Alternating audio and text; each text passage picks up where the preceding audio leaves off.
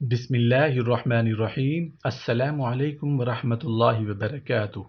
Mahira Islamic T V کی طرف سے ایک نئی ویڈیو کے ساتھ حاضر ہوں۔ حاجت روائی کے لیے جمعہ کی رات کا وظیفہ۔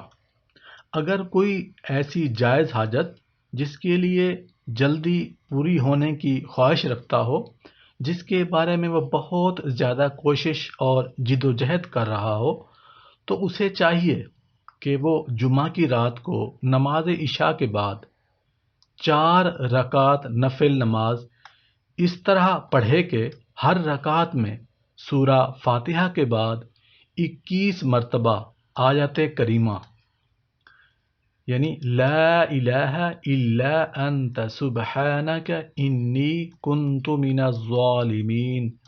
ریپیٹ کرتا ہوں، لا الہ الا انت سبحانک انی کنت من الظالمین پڑھے۔ نماز سے فارغ ہونے کے بعد 111 مرتبہ آیت کریمہ نہایت توجہ اور یکسوئی کے ساتھ پڑھے، پھر 21 مرتبہ درود پاک پڑھے اور اللہ تعالیٰ سے عاجزی اور انکساری کے ساتھ دعا مانگے۔ بفضل تعالیٰ بہت جلد اس کی حاجت پوری ہو جائے گی انشاءاللہ۔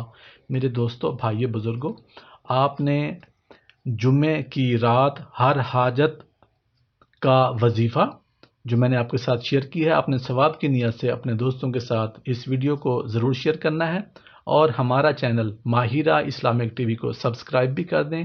Thanks for watching.